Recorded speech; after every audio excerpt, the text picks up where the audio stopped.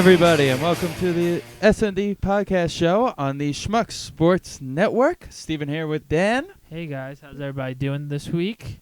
Fun-filled show today. Actually, a very fun show.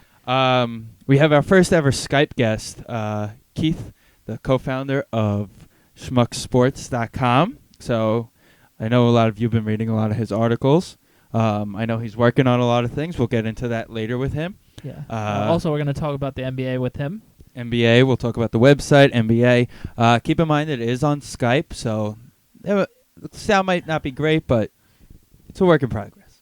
Yeah, no, it shouldn't be bad.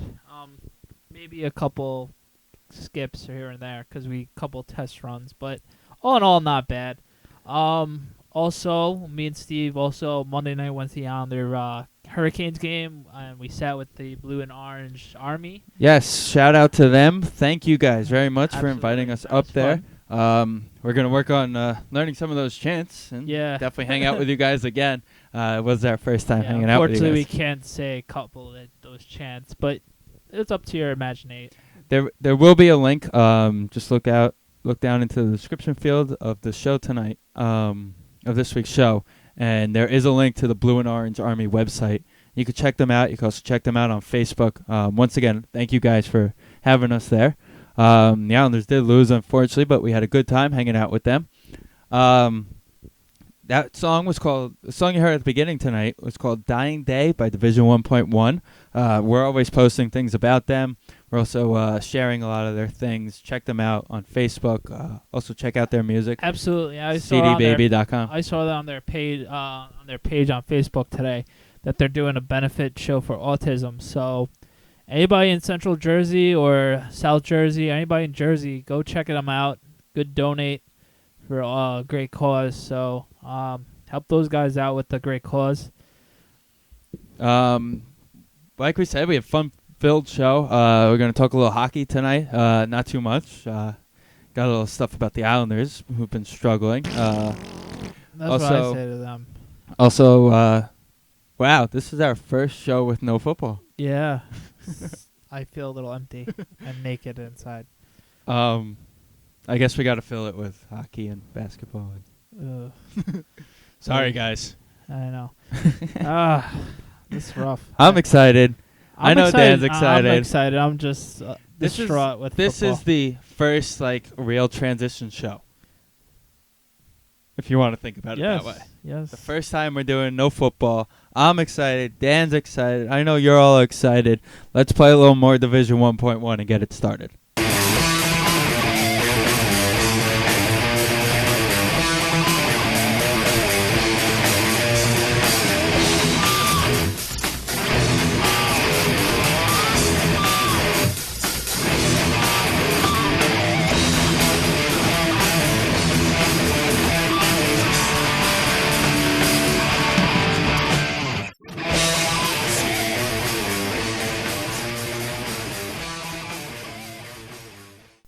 And welcome back to the Sndpodcast show on the Schmuck Sports Network. Steven here, Dan over there. We're going to talk a little hockey. We're going to start off with the furthest from us team, the Devils. Yes. Currently tied for second best record in the NHL at the time of recording. Yes. At the time of recording. They're playing well. They swept a home and home from the Penguins this last weekend. They did. A Penguin team that was on fire. Unfortunately, they lost to the Hurricanes last night, but the Devils have been doing their thing. What was that, their second loss in regulation this whole entire shortened season so far? Second loss in the regulation. 3 in overtime. Impressive. The Devils are just doing what the Devils do. Like I've been saying, we're a broken record with the Devils. But that's awesome, though. That's what the Devils are, a broken record. It's the same thing over and over and over and over again. Over and over again. Yes, pretty much. Yeah, they're if you want to say it, at the moment, they are the number 1 seed. In the East. The Beast in the East. Bam, bam, Bigelow. And I guess if we end the season now, we'll just let them go play Chicago in the finals. Oh, if everything was going to plan. The Rangers would be in the 8th seed, and the Islanders are in 14th place. Woohoo! We'll get to the Islanders later. Got a bone to pick. Oh, many bones. As for the Rangers, they're playing well. The Rangers Not great. I wouldn't call it great yet. They've finally woken up, though. I wouldn't call it expectation. No, absolutely not. Yet. But they have finally. They're going in that direction. They have finally woke up.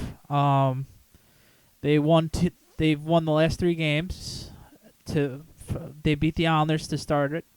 Then they beat the Lightning, and then they almost blew a close one last night to the Bruins. They were up 3-0 in the third, and they gave up a 3-goal lead. You know what I'm going to say about that?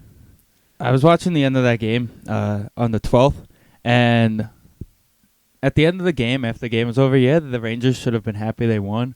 But if they know their coach at all, oh yeah, they were puking today. They are skating laps like it's going out of style. Oh, of course. They won't be able to feel their legs tomorrow. So I actually like to thank them for almost blowing that game, because hopefully it'll wear them out a little bit tomorrow for the Islander game we'll see. On Valentine's Day. They're gonna both be equally pissed off. The Islanders have no willpower, so they don't have power to be pissed off.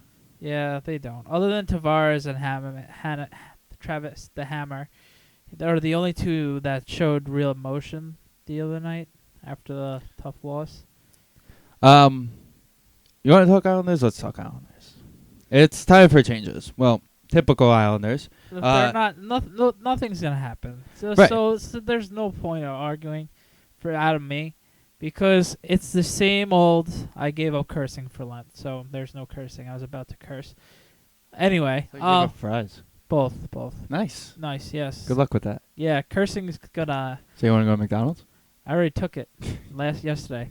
Anyway, it's the same song and dance. It really is the same shenanigans every single year. We have become that AAA team that just is lucky to have an NHL logo on our crests. It's really a joke. Other than Tavares. Before we do move on, though, just to everybody listening who did give something up for Lent, best of luck with that. Yeah, it's 40 days. It'll be fine. The cursing part will be tough, but thank you. Anyway, at least you don't have giant football. Oh yeah, that's what my friend Victor said. At least it's not baseball or football season during the 40 days. So it ends right before baseball season, right? Yeah, the right long end. And I'm not gonna get so angry because there'll be 160 games left in the season. Save it for September when. Yeah, there's nothing. Anyway, back to the Islanders. Back to the Islanders. Let's start off before we go on our how the Islanders are awful rant. We went to the game on Monday night. We sat with the what? On the 11th. Yes, for against people, the Hurricanes. Yes, against the Hurricanes. We sat in 329 with those guys, the Blue and Orange Nation. Some people know them as consider them the Loudville guys, because that was originally that section, but they've moved it. So that guys basically take over those top couple rows. Great group of guys. Check them out. They have a Facebook group. They're just a great group of hockey fans, and they're just fun to talk to. They are the loudest people in the stadium every night. To be fair, they're the only people in the stadium. Yeah, this is true. But they like it because the ownership hears them. Yeah, not only that, and they just don't care, and it's awesome. I give them a lot of credit for going through all that. They're BS true fans. Every night. Oh, absolutely. I give them all the credit in the world. Definitely, 100%. It was nice seeing true Islander fans. You don't see those every day. And it was very nice to see those guys in action the other night. Granted, we saw them in rare form, not really rare form, just normal. The Islanders score 4 power play goals. 4. Who does that and still finds a way to lose? And a couple pucks off shins and a couple miss plays on the D end. It's just disgusting. It's the same old shenanigans every year. We're not gonna make a trade. We're not. There's no way. We'll probably make a little trade for a prospect that will never pan out to be anything good. Well, speaking of trades, the thing they need to do is take Mark Streit because he's got the expiring contract. Unfortunately, he's playing bad right now, but the advantage is he's kind of on. I wouldn't say the level, but he's kind of the same player that Sergei Gonchar was a couple of years ago when he got traded. Older guy, doesn't really move well, but he's a power play captain type, quote unquote. And that's what teams need down the stretch. So there will be a team that's going to be interested in him. Honestly, in my opinion, if you want a good deal to get from him, you're going to have to package somebody, and Kyle Poso might be the perfect guy because he's not at the point of no return, but he's an exit away. But people know that if he gets hot, he's a top line guy. And when he's not hot, he doesn't play well. Also, I think there are also a couple losses away from Capuano losing his job, or an embarrassment on Valentine's Day at the Garden. Embarrassment, and he's going to be gone. Doug Waite will probably be the head coach because they basically told him to retire and become the head coach. Yeah. So. See, this is the joke that the Islanders are. It's stupid. It's just a fan. They're just frustrated. The scary part is, they're 7th in the league in goals per game. They're 5th in the league on the power play, and they're 4th in the league on the penalty kill. Yep. Yet they can't. Yet they're 29th in goals against. I'm not even gonna blame Nabokov because there's no reason to. Like Dan said the other night, there were a lot of deflections, which was mostly. It wasn't DiPietro's fault, but a lot of people were booing DP because, of course, he's the goalie. So people, once again, what we were talking about last week and the week before, is people are not educated enough to realize whose fault is it. Like when DP gave up that couple, there was a couple of deflections that were like, really. Let's get the guy some help, you know? He played somewhat decent. Of course, there's a valid argument that he didn't play well because he did give up 5 goals. But at least 3 of them were off defensemen or a deflection that there was no way a better elite goalie would be making. It's just frustrating. Like the game-changing goal that the Hurricanes took the lead, hit off a Monic's skate and it went directly in, and that was like really, that was so deflating. It was like, that's typical Islanders. The worst part about it is the fact that if they were getting the bounces recently, none of those would have went in. It's just how it is in hockey. If you're not getting bounces that week, you're giving up everything. Everything's going in the net. You got to get lucky every week. Is the season over? No. Are they playing like it's over? Yes. Yeah, they're not really playing with the heart. Other than Tavares and Hamonic, the emotion after that game, because they know it just slipped away, and Tavares just looks like a beaten man. What else can he do? I mean, a win against the Rangers on Valentine's Day, and then a win against the Devils on Saturday is going to play a huge deal. The next couple of weeks, if they go into March and they're still at the bottom, they're going to be in trouble. Yeah, of course. They are making some defensive changes. Oh, what are they now? This week, they're making a bunch of line changes for the first time since Travis Hamonic's actually been called up. They're going to split him and Amac up. Oh wow! That isn't involving injury. That's just time to split them up. Time to make a move. Basically, it's Capuano trying to keep his job. I really think that if he gets blown out at the Garden on the 14th, it's over for him. If not, then he's probably 2 losses away, tops. If not a loss against the Rangers. A Ranger game's a must-win. No question about it. Absolutely. Short season. Games now are a must-win, especially against the division. Oh, of course. Well, it's... But is it really worth it having a firing this shortened of a season? It's the Islanders. That's what they do. I know. I know it's the Islanders. But it's not necessarily right. It's not necessarily right, like I said. It's just they just don't know how to run an organization. The problem is that like you and I have been spoiled by the Giants with coaches. Like one thing, I think it was last summer, or the summer before. John Mara was on the Francesa show, and they asked him about it. Everybody always says fire Coughlin whenever things are going bad, and he said we don't fire coaches because one thing his dad, the late great Wellington Mara, always preached was patience. Yes, patience is a virtue. I mean, look at the Steelers. What have they had? 3 coaches In the last 30 years. That's that's silly. And think about how many bad years Bill Cowher had. And some teams, and it's funny that you say 3 coaches, and some teams gone through 5 or 6 in like 5 years, 6 years, tops. Yeah. I mean, also look at the NHL-wise, look at the Buffalo Sabres. Lindy Ruff's been there since 97. No coach has been. There's been like over 150 coaching changes in hockey. So, that's why I don't think the Rangers should fire Torts. I know you brought that up last week.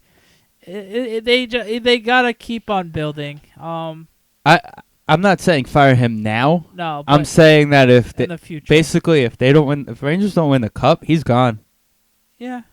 Because that's what the expectation is. You got to Game 6 of the Eastern Conference Finals. It's not make the finals; it's win the finals.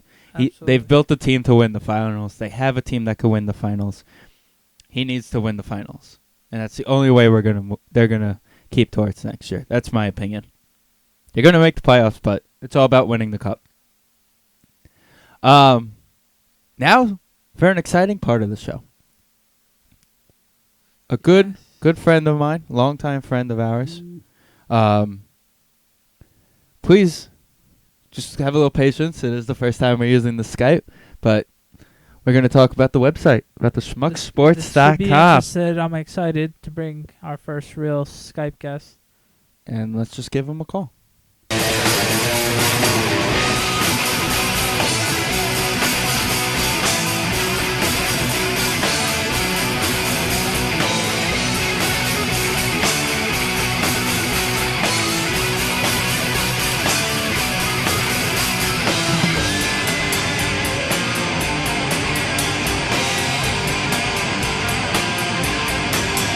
Welcome back to the Sndpodcast show on the Schmuck Sports Network, everybody. Dan over there, Steven here. We're going to do a little special guest now. We would like to welcome to the show the co-founder of the Schmucksports.com, Keith Black. Welcome, Keith. Hey, guys. Thanks for having me. Not a problem. Thank you for coming on. We're gonna talk a little bit about the site for a little while for you guys. Keith is co-founder with a good friend of his, Joe. How about you give us a little background? How long have you and Joe been working on creating Schmucksports.com? Well, we started out as we were a writing team for a site called fantasyfootballschmucks.com that was started by a friend of ours, Rob Sesternino, who does a reality TV podcast, and he was sort of working with his friends for fun on a fantasy football site, and we both started writing free content for him, and it became sort of a weekly thing, and him and I started talking, and we said we felt like we had a good rapport going on so that we could start our own thing. And he's a journalism student, and I've always been passionate about sports writing, so I just figured, why not? If we get it off the ground, we might as well do it. And that's sort of where it started, from fantasy football, and we've sort of moved into the realm of actual sports, I guess you could say. Okay, that's a good reason. How long have you been interested in podcasting and blogging? Since you guys are already big sports fans, when did you decide to go broad about it, writing and talking about it? I've been listening to podcasts for like 3-4 years. I guess I started when I was commuting to school. But I'd never really been interested in it. I'd always been interested more on the writing side. I'd always just enjoyed writing about different topics that came to mind. And I guess over the last year, I sort of really became into it because I was reading a lot on the internet, and a lot of stuff that I didn't necessarily agree with, or that I thought was sort of cliche, or it wasn't really. I felt like there was a gap. I felt like everyone felt like they wanted to be a blogger, but there were not a lot of good, um, really well thought out arguments. And I felt like I could do a lot of really good things, and I could sort of fill a void. So I started writing about MMA on Twitter, just following random people and talking to them. And they really got me into blogging, and I started reading a lot of their stuff. And there's a lot of talented people out there that you could find, and that really got me passionate about doing it. I do it for fun. It's not my full-time job, but Absolutely. I enjoy it. So No, that's cool. Definitely. That's why we do our show. We do it for fun. It's not our full-time job. It's just something we enjoy doing. Pretty much what like Keith said with me. I commute to work every day, so I've been starting to listen to a lot of podcasts and like feeding it off with Steve. Listen to X, Y, and Z. Keith, who do you normally listen to on a weekly basis, or is it just a broad spectrum of things? I listen to these guys called the Basketball Jones every single day, and they obviously talk about basketball. I listen to the ESPN fantasy guys a lot. Yeah, I do. I listen to those guys religiously as well. And they're both very, very good at what they do, obviously. But then I listen to like reality TV podcasts, and I listen to MMA podcasts, and I also listen to podcasts about podcasts, basically. There's a site out there called Smart Passive Income, and this guy Pat Flynn writes about doing websites and doing podcasts and making a better podcast, better blogger, and that kind of stuff is really interesting too. But I like getting my news from a broader range. So like the guys on ESPN, the Football Today guys, they talk every single game, which I think is awesome. And you don't really get that no matter where you are. Local radio is just going to obviously talk about the local team. Of course, they're going to talk about the Chiefs game ad nauseum, and like, who cares if the Chiefs are playing the Cardinals? Like, there are games on the schedule. Absolutely, and it's like great to get a wide variety of what's going on. And the Basketball Jones does that for the NBA too, and that's sort of how I keep up. I'm not staying up to watch the Kings games, but I get Kings news from these guys. Well, you might be the only one who doesn't stay up to watch the Kings games. All right, Keith, another question I have for you. Out of all the sports, WWE and MMA, what would have to be your favorite to write about and discuss about on a daily basis? I really like talking about fantasy football. I feel like football lends itself to people talking about it, which is what is part of the reason why it's so popular. But MMA is probably it's a fast growing sport, and there aren't a lot of people talking about it in like an intelligent way. So I sort of like writing about that because I feel like I'm contributing to making the MMA community better. It's a lot of like the bro culture, sort of like Guido's watching it and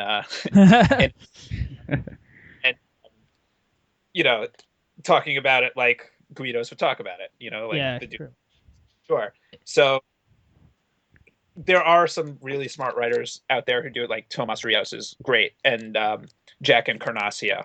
But I feel like there's just not a lot of integrity in the MMA journalism world. It sort of speaks to the lowest common denominator, and that's why I sort of like writing about it. And whenever I have a good idea about it, I do my best to pump it out, and I type pretty fast so I can get them out pretty quickly once I have the idea. So, but I'm not just going to put out like garbage MMA content. I wouldn't do that. Obviously, because you have respect for the MMA and everything like that. I'm noticing a lot about that about the WWE and wrestling in general as well. It's a bunch of like guys who just play World of Warcraft and watch wrestling all day, but don't really actually know more about it. And every now and then, but yeah, we might start doing wrestling. I might have my cousin on in a few weeks who actually is a wrestler. He's trying to live his dreams, so that should be fun in a few weeks and other wrestling stuff. Let's say that there is absolutely David Schumacher, who's really a really good wrestling writer, but other than him, it's sort of like the Wild West. Yeah, oh yeah, absolutely. Keith, a little bit more about the site itself. Um, where did it originate? Who originally came up? Who came to who? I know you and Joe basically came up with the idea, but who came to who? Joe really came to me with the idea. He's a journalism student up in Massachusetts, and he sort of wanted to do something that would be fun, but sort of like along the lines of what he was studying to do. And he came to me because he knew I enjoyed writing, and he said, "Hey, if I put this website up, if I put the design up, and I take my time actually putting it together, would you be willing to write with me?" And that's how he framed it. And I said, "I'm in. Let's do it. Why not?" I had some free time to write, and I had some ideas that I wanted to get out there, and um, he said, "Go," and he gave me a lot of freedom, and that's what we've been trying to do. But it was his idea. He came up with it, and he went to Rob, who started Fantasy Football Schmucks, to make sure that us doing Schmuck Sports and taking some of the stuff that we posted there was okay with him, and it was. So, yeah, but I've been working with him really hard on editing and putting up content. I put up all my own content. I edit all my own content, and he does the same. So it sort of came out of it was his brainchild, but we've sort of worked to cultivate it. Okay, on a given article, how long does it take you to write it out and edit it in on a given article? Like, let's say like a normal article that you need to get out on let's say the next day. For me, the writing process isn't necessarily that hard. Most of the time is the research that goes into it, and a lot of times when I'm working out, I'll just have random ideas pop into my head, and then it's like, okay, I have to remember this idea, and then I might have like 5, 6, 7 ideas at a time, and I'll write them all down, and then I'll pick the one where I feel like, okay, I can write the best article about this one, and I might junk a bunch of other ones. There was something I wanted to write about Ronda Rousey. I know that I junked, and then I brought kind of when she made a controversial tweet. But to actually sit down, it actually takes me, you know, depending on the length of the article, I could do 500 words in 45 minutes, an hour. So like 2 hours if I'm doing more of a 1,000 word piece to write it, and then that's if I'm doing research at the time and all that stuff. And some of my stuff that I posted on other websites has a lot of number crunching, so that takes a while. And then editing, um, really, I could edit everything I do forever, but it would never get out. So Oh I yeah, do of one, course. like I'll just rethink about the way I say things all the time. Um, Eventually, I just figure I have to do it, so I just like do one pass, and that takes like another half hour or so. Um, but and then to post it, it doesn't take that long, and make sure that everything on the website lines up right. Sometimes WordPress does funny things. Um, yeah, it doesn't take me too long. Most of it is figuring out if I have a good idea. you Mhm. know and it's like sometimes I'll have written 200 words, and I'll think this is not going the way I want it to go, and I'll sort of abort. So sometimes it'll take me a little bit longer to get to. Like you were saying before, I agree 100% with the random ideas just popping your head. I know every day I'm texting or emailing Dan, hey, I have this idea for the show. Let's do this. Let's change this. There's always Yeah, different a lot ideas. is trying to remember it, Right. unless you have like a pen to write it down right away you Well, know one thing I've started using a lot of is the Notes app on the iPhone and my iPad. yeah, I usually have access to my email, so I'll tell you right now, I have 6 ideas in my uh drafts folder for my email that I have not written a single word on. Hmm. They're just ideas like I picked and deleted something out of it. So like I have these ideas, but it's like do I really have enough to say on it? How how I would structure it. I'm going to work on something on Jamarcus Russell, but I'm not Your exactly. boy. Yeah, my boy. So I mean, I think that there is something to say because he's trying to make a comeback. I guess we'll see.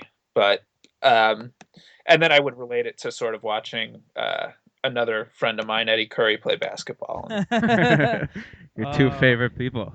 Oh boy. With the site, why don't you tell us a little bit about the future of the site and what's the plans between you and Joe, So, or just in yes, general? what I want to do is make uh, an accessible but a smart website. We don't want to take ourselves too seriously and like sort of put out the average fan, but we want to have something that goes above and beyond, say, what you would find on. I'm not going to say them by name, but one of those like crowdsourced where anybody can post and it's just like a free for all and it looks professional and all that, but you're not necessarily getting great content. You're getting here's a list of my 5 favorite point guards and whatever. Yeah, no boring stuff that a Right. 5-year-old can do. Exactly. So we want to write just like interesting stuff on topics that maybe people are talking about, maybe not, but we want to talk about them in different ways and ways that like make people think. But we don't want to shut out the average fan. We want to be able to make it readable to the average fan. We don't really think that there's a website that, you know, there are some websites that go on and talking about pop culture and, it gets a lot gets lost in the shuffle. We want to make something that's like easy to read, but it'll make you think, and it's topics that are not being discussed in that way on any other website. That's really, we want the smart sports fan. We want the above average sports fan to want to come, and we want the average sports fan to be able to come. Okay. As you said before, you basically want anybody to write. Do you mean like if somebody listening comes up with an idea for an article, are you willing to put it on the website? Absolutely. I'm always looking. Right now it's just me and Joe typing, and we've had some guest writers, but we would love to have anybody who has an idea out there who says, "Hey, I think this about this topic. Send me a quick pitch, one sentence, and you can reach me kblack25@gmail.com and give me your pitch, and we can talk it out. And if I like it, I'll probably just tell you to go. I'll edit it. I'll do all the work for free, and we're not making any money off of it right now. Hopefully we will eventually, but I'm happy to get anybody exposure as long as they're willing to put in some time and do it. That's great. I know a couple That's what people. it's all about. So that's what it's all about, to just get your word out and your joy and passion out of the sport. So exactly. So if anybody's listening that wants to write an article or try to write an article, shoot Keith an email. You could even shoot us an email if you want to shoot us Absolutely. the email and say, "Hey, we have this idea for the website. Can you pass it along?" We're more than willing to. Also, if you're paying attention to the image in the background, you can actually see Keith's Twitter handle right on there. Yep. So Yeah, Keith has very interesting tweets about everything. So he's a good follow if you don't A lot follow of- him already. I talk about a lot of stuff. I got Steiner Sports mad at me. yeah, I saw that. I didn't see that. My favorite tweet from the other day was sad face Raymond Felton when he got hurt, unfortunately. Oh, But- what about the biggest Blake Griffin fan in that house? Oh yeah, Andy. I'll have to agree with Andy on that one. Some funny stuff, and I'll tweet it out. He's sort of like the grumpy New York sports fan. Hey, that's why we love them. New York sports fans are grumpy. Oh yeah, for sure. That's why you like the Raiders, because you never get grumpy at them. Oh yeah. One sport that I know that Keith is very passionate about is basketball. So we actually came up with a couple questions, Dan and I, and we're gonna. Yeah, some Nick related, some overall NBA related. And Couple of All-Star questions. We'll for also this talk. weekend. We'll also talk Saturday All-Star NBA Saturday. and do some predictions with Keith. Um, so All right. yeah, All right. For my first question is, since the first half is gonna be wrapping up in a couple of days, who's your league MVP and why? Some people say Melo, which is a far fetch. some people say LeBron. Some people say LeBron because he's LeBron. Some people are actually saying Kevin Durant because he's actually the one putting out the better stats of all three combined. Or do you have a dark horse from those three? Dark horse. I mean, if you want to say a dark horse, you know, I guess Tony Parker would be like the sort of sleeper pick. But for me, it's got to be LeBron. LeBron's playing at an entirely other level right now. It's unreal what he's doing. I mean, he's shooting 75% halfway through the month of February. Uh, he's playing out of this world. And I think that winning the championship sort of got that monkey off of his back, and now he's really opened up his game. He's in the post. He's amazing on defense. You know, he doesn't even they don't even talk about his defense that much, I feel like. And, you know, catching full court alley oops from I mean, this guy is out of this world, and I haven't seen a guy play like this. Kobe's never played at this level. Oh no, absolutely not. So, I mean, you're talking, and Kobe Bryant, you're talking about maybe the best player of the last 10 years. You know, I don't think, you know, Shaq probably played at as dominant a level, but it's never come from a guy who could play four positions and, you know, runs up and down. I mean, he's built like Karl Malone and he runs like Magic Johnson. Yeah, it's It's scary. really unbelievable what he can do. Um, I would say he would have to be the MVP. The only way he doesn't get MVP, I think, is if Durant just uh, goes off. voters think it's too obvious and Melo or Durant just would have to go nuts in the second half. You know, we're talking about the Knicks or the Thunder having two losses in the second half or something. Yeah, that's not happening. or Unfortunately. one of them goes 40 points But every night. this is the Yeah, thing about LeBron, which is crazy, and there's becoming this big debate. Even Sports Center yesterday was trying to compare Jordan on his peak last 5 games and LeBron's last games. It's really taking a mind of its own lately. In the last few years, it's creeping up, but now this year, since LeBron finally won his championship, that the talks of Michael or LeBron, who would you take? You know, if you were to pay a ticket to watch them play 1-on-1, who would you take? Both in their prime. Both in their prime, of course. see, the difference between, like, if you're talking just athletic, LeBron is just LeBron is the best athlete we've ever seen play Oh, basketball. absolutely. But He could easily play NFL right now. one game, like Michael Jordan's just not going to lose. You know, like I remember watching him play those Knicks teams, and he was just he wouldn't lose. Like it didn't matter what he had to do; he was going to win the game. And the Now, whether flu he games comes to mind as well. Sorry to interrupt. and he's just, I think that Michael Jordan was more obsessed with winning than LeBron was. LeBron wants to win, Of course. and LeBron is a great athlete, but I mean, Michael Jordan, it was borderline, you know, psychopathic. How Oh yeah. he was like addicted to winning, you know. Um, so he would be the guy I would take if I was starting a team. But if we're talking about on just a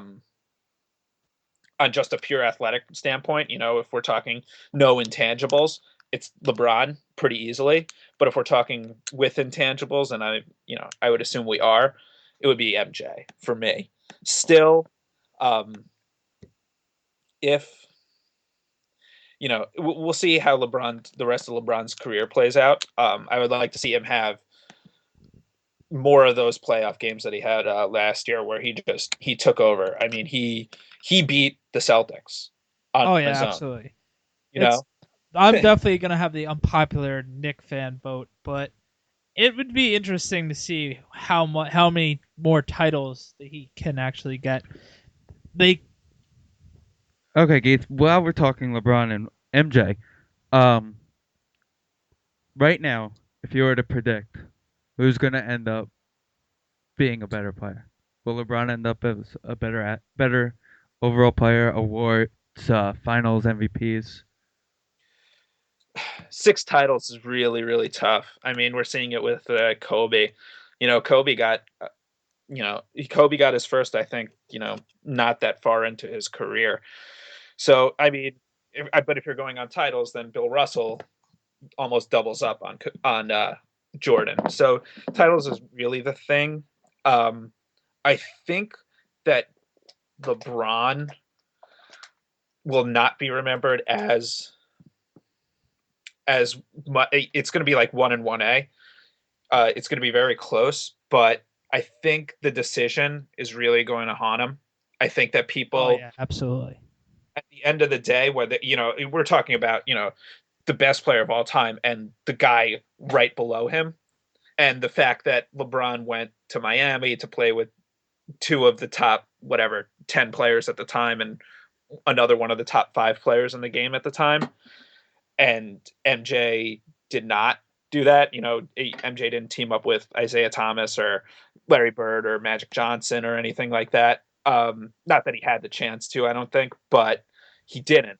And so I think when you're splitting hairs, I think that it'll still be MJ, but we'll see. I mean, if LeBron goes back to Cleveland, which is now a rumor, um, and he wins a title there, then things maybe they change a little bit. People in Cleveland start to forgive. I think he's sort of been forgiven for the decision, but Yeah, definitely. The Well, first year and a half before he won the title, people hated him, and then once he dominated in the finals and the Olympics, that's when everybody just the yeah, I standard. think Oh yeah, boo, because you're the best player type of thing. But you could also argue that if he goes back to Cleveland, though, that he's going to play with Kyrie Irving.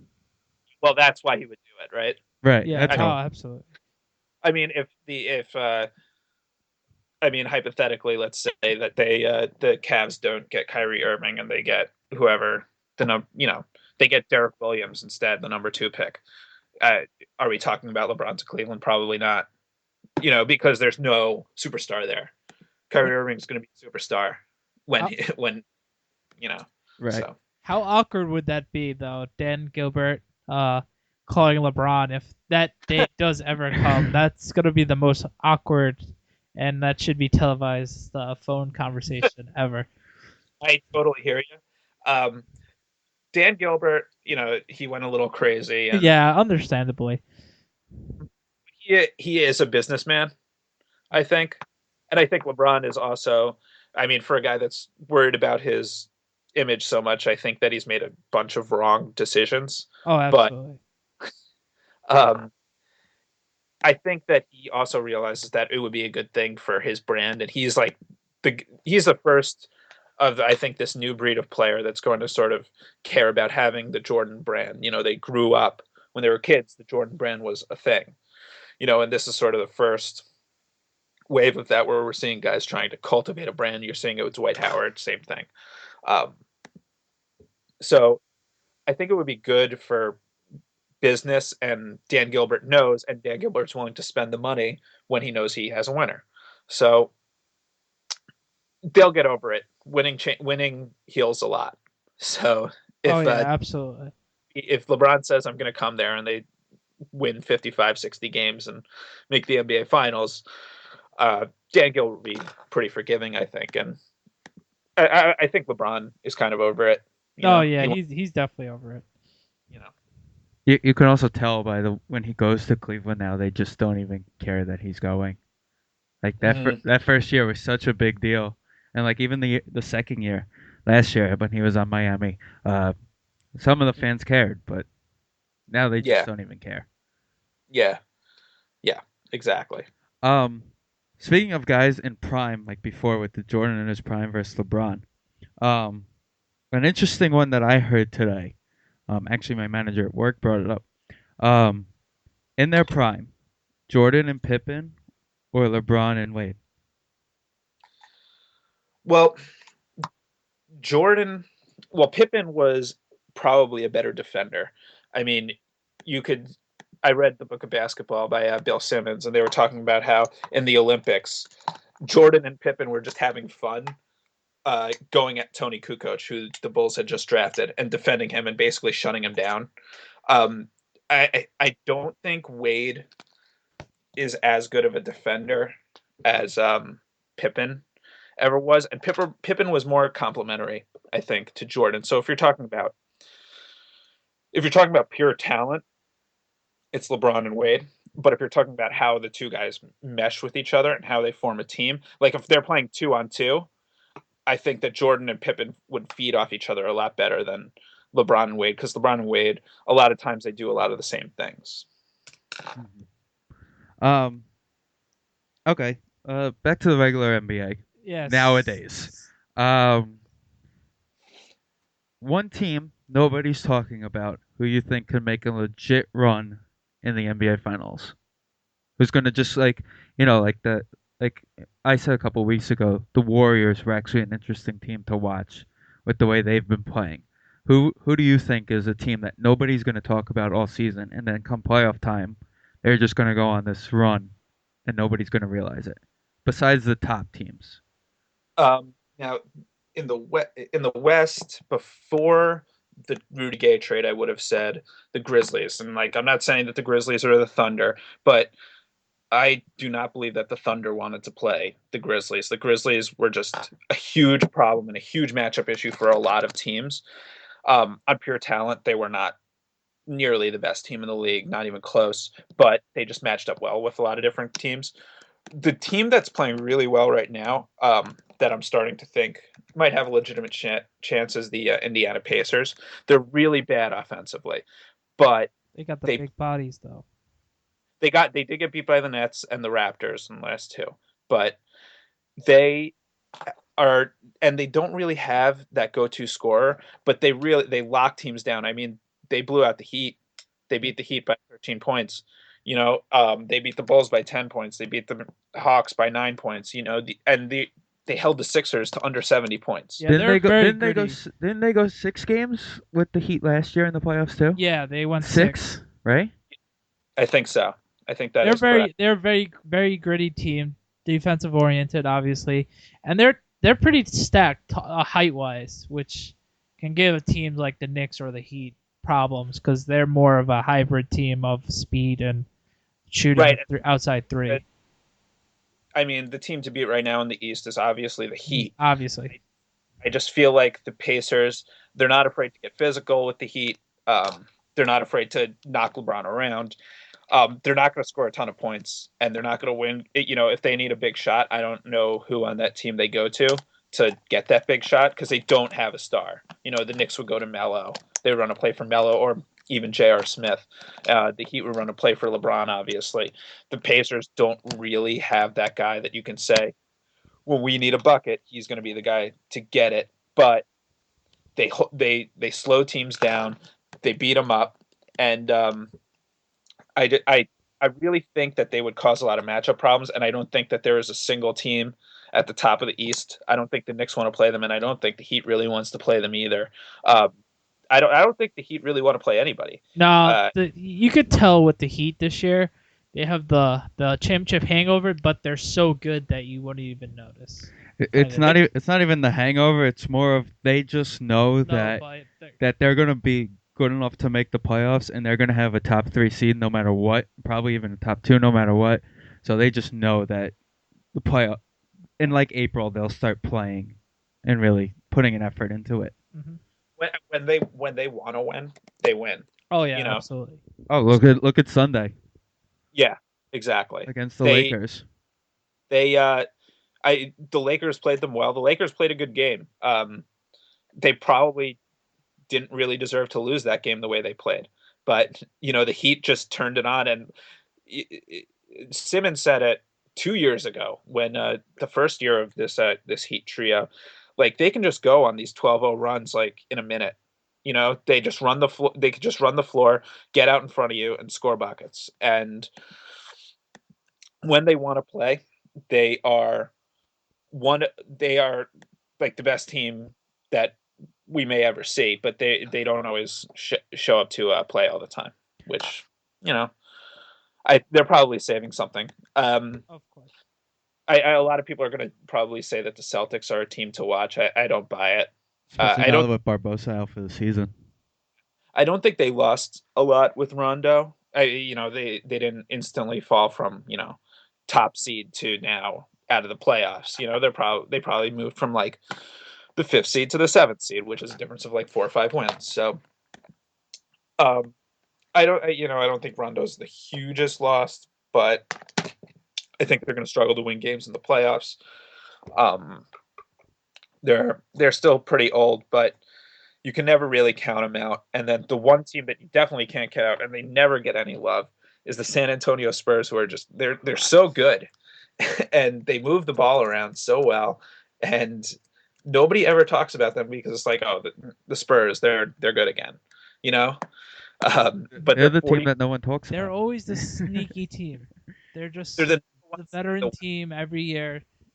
You don't and hear about them at all in this regular season. You just, all right, the Did, Spurs. didn't they have the best record in the Yeah, NBA they last did. year with nobody talking about them? Absolutely. they're doing it again right now. Right. And the They best is they all have hamstring injuries this week.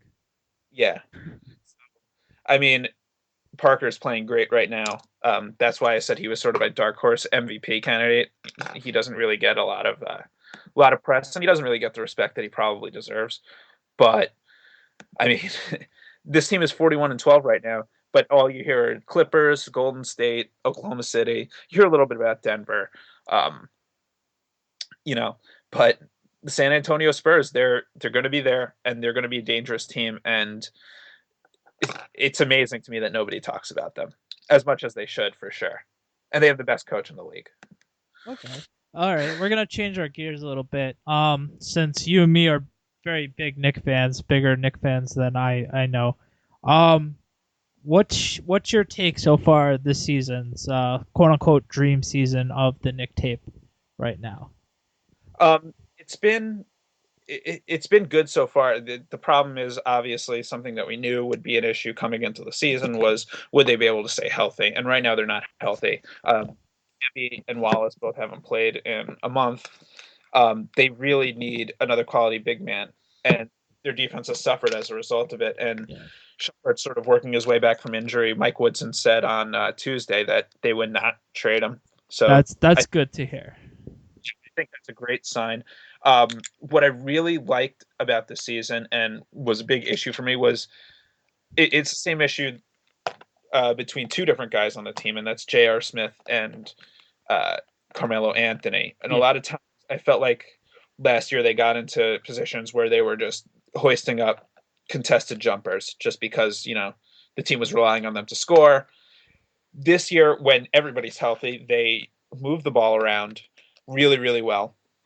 And J.R. Smith is passing up shots, and that's something that he just wasn't doing.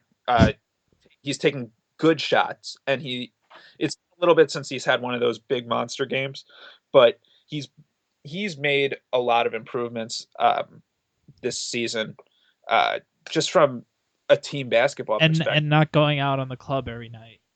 Right, exactly. And I don't know how much he definitely has matured this year. He's gotten a little slump lately, but he'll pick it up in a bit. You're absolutely right with Shump. When Shump gets right again, he's gonna be the best defender on the team other than Tyson Chandler, which is gonna be a good sign because we need that other than Tyson playing a great D. It's the same thing with the Bulls right now. They're waiting for Rose to come back, and people are just going to expect him to just be Derrick Rose of the old. There's only one person that will ever come back from an injury like that, and we just saw it in Adrian Peterson. Yeah, it's obviously going to take a while. And for the most part, I think every Knick fan, since Shumpert is so accessible on Instagram and Twitter and everything like that, I think that has a lot to do with people not really hating on certain players right now is because of the social media on how Shumpert throughout his whole rehab is pretty much took the fan base throughout the whole process of things. So I guess fans are understanding, he's been out for almost a year with rehabbing, and he's been rehabbing like an animal. So I think for the Shumpert standpoint of things, people are still giving him a little bit more time, but in a few weeks, people are going to start getting a little grumpy about it. So hopefully he starts picking it up a bit. Melo's just been playing out of his mind. The one player I do have to say, and I'm sure you're gonna have to agree with me on this, is I haven't seen Mari Stoudemire play this well coming off the bench since he's coming off the bench in a while. Since It must Phoenix. be Maybe since Phoenix. it's all the work that it's paying off with Hakeem Olajuwon during the summer. So awesome job for Mari to come back after. There was one play he made on Sunday where he hit this like crazy turnaround Jay. Like he made a little move and he drilled it. And I tweeted at the time, thanks Hakeem. Like it looks. I mean, I don't know what Hakeem Olajuwon does with these guys. Everyone goes to work with Hakeem Olajuwon, but everyone that goes to work with him seems to now have a great post game. So I don't know why this guy isn't coaching in the league, but the Knicks get him so that he doesn't sign him. Yeah, no, they should just get him on the coaching staff, like so he doesn't get anybody else. He doesn't coach anybody else. He's been really good. I love Amari. He's probably one of my favorite Knicks in ever. He's the guy who decided to come to New York which was the ballsiest move out of anybody who did decide to come to New York. I'm 100% right. You're absolutely 100% correct on that. And most Nick on the most loyal Knick fans like you and myself will absolutely agree to that. He had a rough year last year with his brother being killed, unfortunately dying, and his injuries and his stupidity.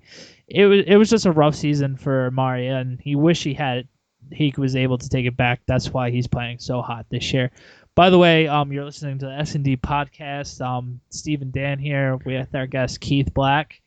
You could look at his Twitter handle on our page right now, and schmucksports.com. He's the co-founder of the page.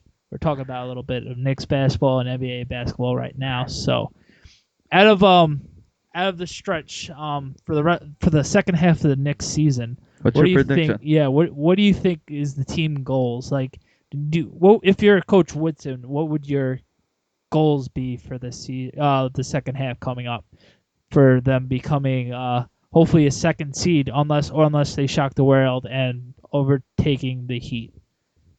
I don't think they'll get the number one.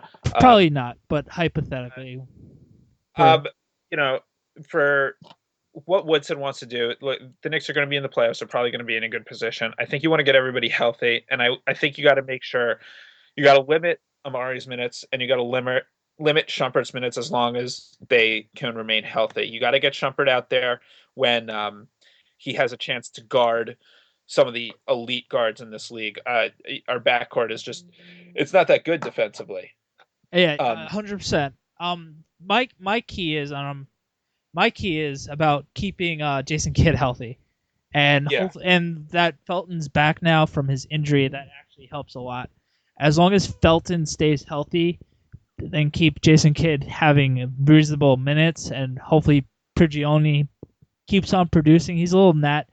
I like him, but I don't love him. He is what he is. He's the third point guard on certain nights, but he needs to shoot a little bit more. But that's for another time. But don't trust him creating. Like absolutely not. No. But I like him on the floor, sort of like spacing out the floor and sort of being the co-general with whoever is running. Probably Felton most of the time. Absolutely, it's something, and you got to give a lot of credit to Raymond Felton for coming back this year, coming back to the Knicks, and actually wanting to be a respectable NBA player. Ever since the Melo trade, you can say he didn't want to be a good pro in Denver or the Clippers last year. So with the Knicks, they just got to keep staying healthy. They're actually one of the older teams in the league. They just have to stay healthy and have Melo keep on being Melo, and Tyson just being able to defend and everything like that. I think they'll be a top 3 seed, hopefully, and actually make it out of the first round this year. Which I think they'll make the first round, and I think we're looking at a very, very fun Miami Knicks Eastern Conference Finals. I think the Knicks match up well. We really do. The first two games that we played Miami isn't really a tone to be settled because one was after Sandy and the other game the Nick that was one of the nights that the Heat weren't really wanting to play because they weren't playing against Melo type of thing. It's going to be a great series, and it would be a very this year. I'm very hoping that the Knicks at least win a series, a couple series. But that would be nice. Restore the garden parties per se when we were children. That would be very nice to see.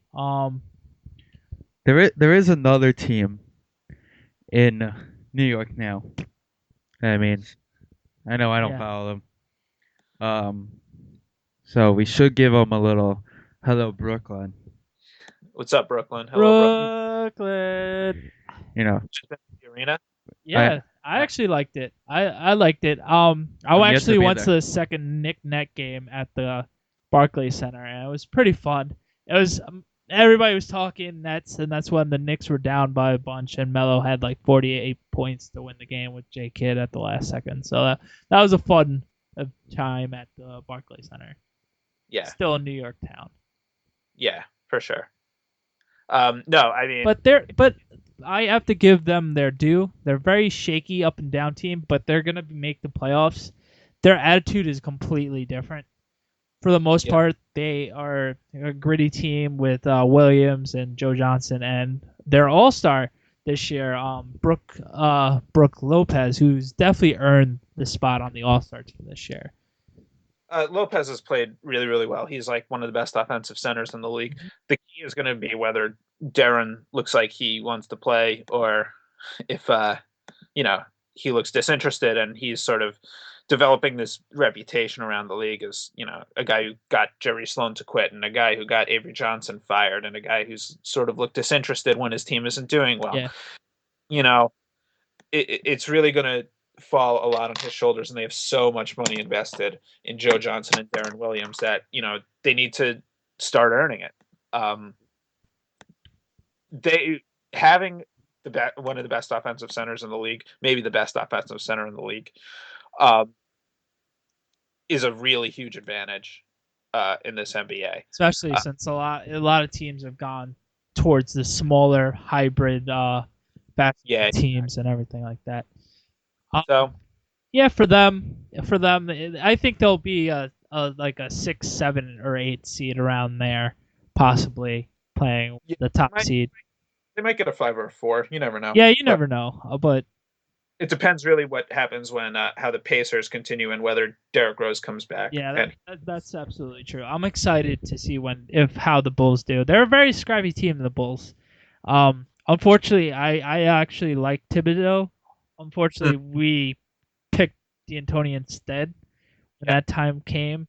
I know that we picked D'Antoni. I think it was sort of, D'Antoni. We offered both of them a contract, and D'Antoni came, and it is what it is. But either way, no, he's a great coach, and he's getting them to play really hard. And if you got a team of talented guys that plays really hard every night, you're going to win some games, and that's what Chicago's doing, even without their best player. And so that's been really impressive. He should be in the running for Coach of the Year. Like always, I think he's arguably, if not the best coach, he's definitely top 2 or 3 in the league. Coach of the Year is sort of like a weird, like Greg Popovich has never won it. I don't think. Yeah, that's just silly, but it's popularity vote. Like last year when Tyson Chandler won Defensive Player of the Year, but didn't make the first team all defense team. It's just swaggy every now and then. Yeah, for sure. All right, since this week's the All-Star weekend, a lot of people like use the luster of the All-Star Saturday night has lost its luster. What do you think of this year's format with Team Wade and the other team of Chris Paul's team? I just hope there's not a lot of like Chris Paul and Dwayne Wade being interviewed during I don't really care. I just want to see dudes dunk. I don't need to hear what Dwayne Wade thought about Terrence Ross's last dunk. See him do his thing. And I think there's actually it's a really cool field this year. You got Jeremy Evans, who's the defending champ, Terrence Ross, who's been throwing down some really crazy dunks in Toronto, Gerald Green, who won in I think '07, and he did the cupcake on the rim. Oh yeah, I remember that. Yes, was awesome. the cupcake. Kenneth Reed, the Manimal, who is a maniac, and he has like crazy dreads. So when he jumps, it's like there's a lot of stuff going on. Eric Bledsoe, who is he's going to be a really good point guard if he can ever not be behind Chris Paul. I think they'll probably look to trade him for a boatload of talent. But he's really cool too. And then James White, who, if you watch any of this guy's videos, I mean, through the legs from the free throw line dunks. Melo said the best kept secret in the NBA. Yeah. I heard somebody say that James White is only in the league so that he can be in the dunk contest, basically. Essentially. Other than that one random game I went to this year, actually a couple weeks ago, he started the game against the Magic. I was like, what? Why is he starting? And then he made a couple dunks, and I was like, all right. He never played again. It's the Magic, that's why. Yeah. So who do you think? If you had a little pennies in this? I think James White says he has 5 dunks that are guaranteed 50s. Whoa, that's pretty ballsy. So you're taking James White. All right, we're going with the hometown James White. Since I haven't really followed, I think I'm gonna go with the hometown Nick, and make it the third Nick of all time, winning the slam dunk contest. Alrighty, then I'm gonna be a little different, just for show purposes. I'm gonna think that Eric Bledsoe is gonna pull something out that's gonna be insane, because he has Blake helping him, and he also has Chris Paul there to throw up a ball for him. Fair enough. So I'm gonna go with Bledsoe in that contest. Okay. And then there's another Nick in the 3-point contest. Yes. Well, we get there, we'll throw out a shout out to Jason for that one. My brother Jason, I bought him a Steve Novak jersey. Awesome. This is true. I didn't know about that. That is amazing. Yeah. So he was pretty pumped about that. Matt Bonner somehow got in the dunk contest. He has fewer attempts than the rest of the field has makes, I think.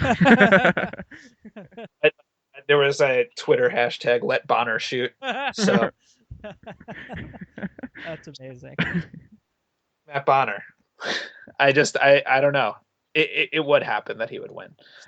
Is that who you're going with? Because I am keeping record, and we are going to post a picture of this record on our Instagram page. I'm going to be the homer and have to go with Novocaine. Okay, so Dan's going to go Novocaine. Keith, who are you going to go with on this? Matt Bonner from the San Antonio Spurs. You're going to go Matt Bonner. Let Bonner shoot. Hashtag. I'm going to get those hashtags in on our show. You know what? I've had Kyrie on my fantasy team all year, and I'm riding him all season. Him and Boogie, just to piss you off, Keith. Yeah, I know. I tried. Oh man, that's kind of rough. I'm definitely sticking with my boy Novocaine, but Kyrie Irving, Steph Curry's gonna be in the contest. This is actually going to be a lot more exciting than the slam dunk in my view. I just hope Novocaine represents for the Nick. So you're going Novocaine. He's gonna tape it. Get himself going a little bit. He looks a little hesitant this year, but he hasn't gotten himself going as of late. But hopefully he starts going, because we need a shot. Mm-hmm. For sure. There is another contest. A skill contest? There's a skills contest. We're not even going to talk about the Shooting Stars contest, because no, nobody cares, right? Except for the fact that Muggsy Bogues is doing it. That's pretty cool. Yeah. So the field for that is actually this is where they usually get the big stars, I feel like. I think the field is actually pretty good. For the skills contest, you got for the Eastern Conference, you got Drew Holiday from the Sixers, Brendan Knight from the Pistons, and Jeff Teague from the Hawks. Okay. And then the Western Conference has Damian Lillard from the Trailblazers, Parker from the Spurs, and Jeremy former Nick Lin. great Jeremy Sure. Lin. They had to get him in somehow, Yeah, right? of course. He's got to be in everything. He's in it. Yeah, I even saw his new ESPN commercial today. Oh, I didn't see that yet. I didn't see it. Well, he acts Uh, all smart because he's from Harvard. Oh, okay. Standard. um, you know, this one is sort of hard. I feel like Drew Holiday is going to win it. I've been a Drew Holiday fan. That's who I wanted the Knicks to draft. Yeah, I like Drew Holiday. Yeah. Very underrated. Yeah, I like him a lot, and he's sort of been. I mean, the Sixers aren't very good, but like the Sixers, when you think about it, got literally nothing out of trading Andre Iguodala, and they're still somehow in a position to make the playoffs. So, they don't have Bynum, and Drew Holiday has sort of carried that team on his back. I really like Drew Holiday. I think he's a really good player, and I would love to see him win it. So that I'm going to pick Drew Holiday. Okay. Dan? I'm gonna go with Tony Parker. Just old reliable. Just because he is Tony Parker. Exactly. Yeah.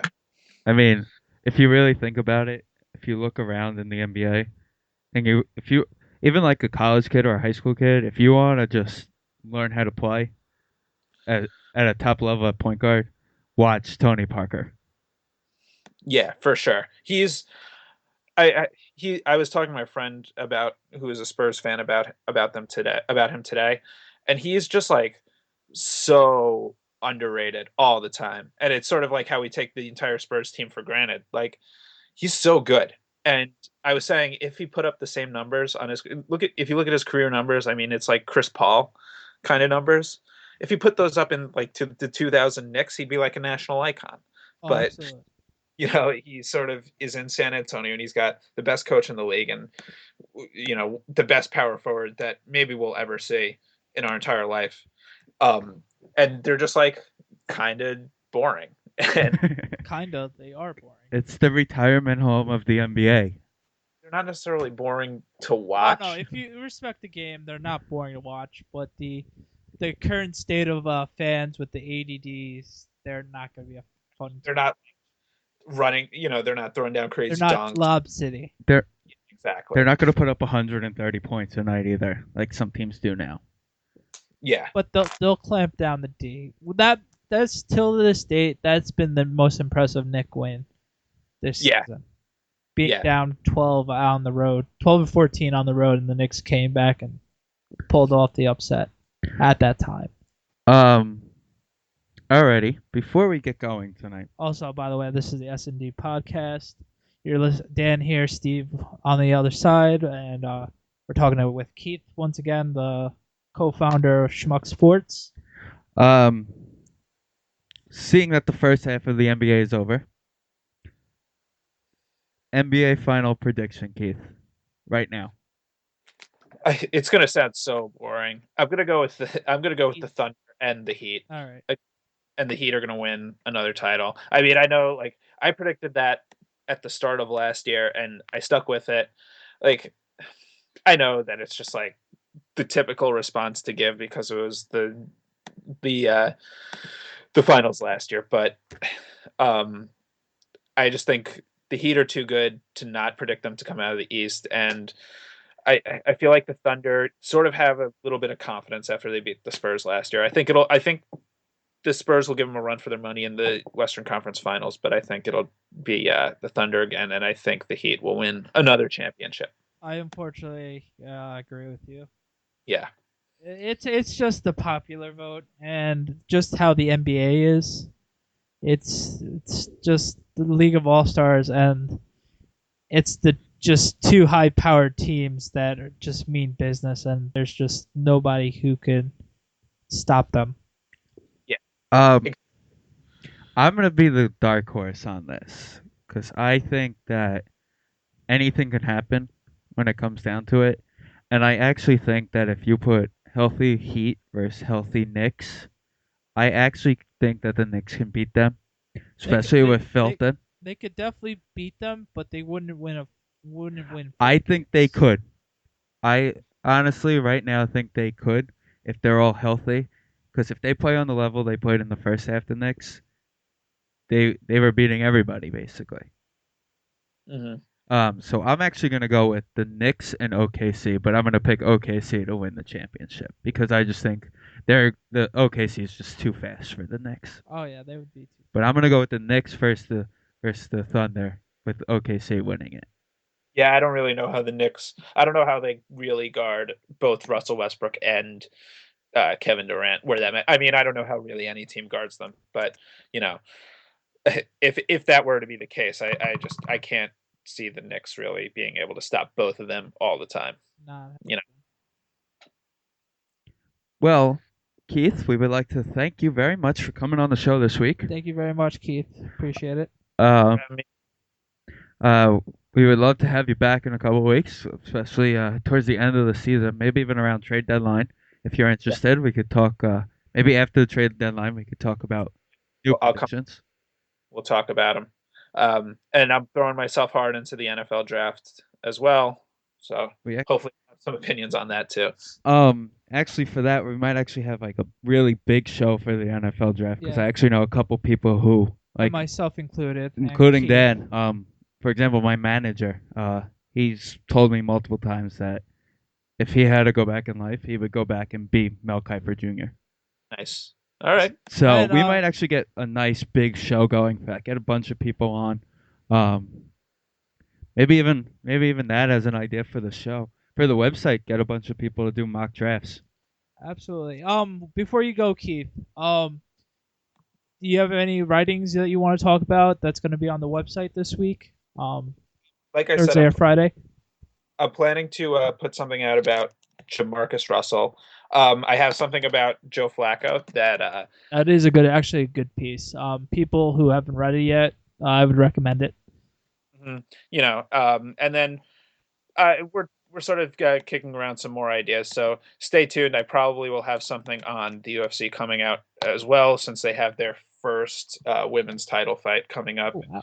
That's a week from Saturday, so I'm pretty pumped about it, and I'll probably have something out about that. But yeah, stay tuned. We got a lot of really exciting stuff and a lot of really great stuff coming out. I can't wait to throw myself into the draft and start writing about that. All right, thanks, Keith. Well, thanks again for coming on, Keith. We really enjoyed having you on. Once again, this is the Sndpodcast show on the Schmuck Sports Network. Steven here with Dan, and that was Keith. Hope you guys enjoyed it.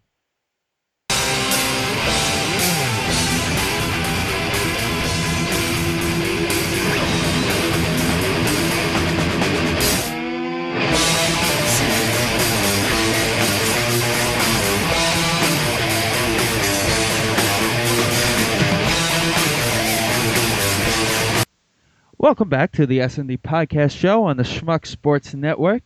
We do apologize. Dan had to run out and take care of a couple things for Valentine's Day. Whoops, yeah. Hey, gotta do what you gotta do, you know? Yeah.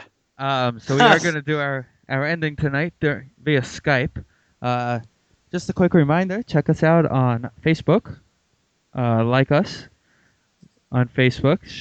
The Sndpodcast show on the Schmuck Sports Network. Also Twitter and Instagram. Shout out to Division 1.1 for the song Dying Day Tonight. It's actually one of their original songs from their original self-titled album, which could also be found on cdbaby.com. And also, if you live in the Jersey area, South Jersey, Central Jersey area, they're doing a benefit show with a bunch of other bands for autism. So it's a great cause. If you're around in that area, give them a shout out and check them out. They're an awesome band if you haven't noticed already. Other than that, keep listening, keep enjoying everything. Another shout out to the Blue and Orange Army. Link in the description tonight for this show for the Blue and Orange Army's official website. So check them out. It's awesome how many people are helping us out and wanting to help us out. So thank you all to all of them. Keep liking our Facebook, on our Twitter, and our Instagram. Keep on sending us photos on that. That's good. Everything. Thank you to everybody who listens. Thank you again to the real KB25.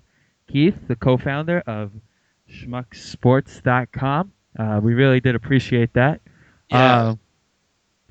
I had a good time tonight.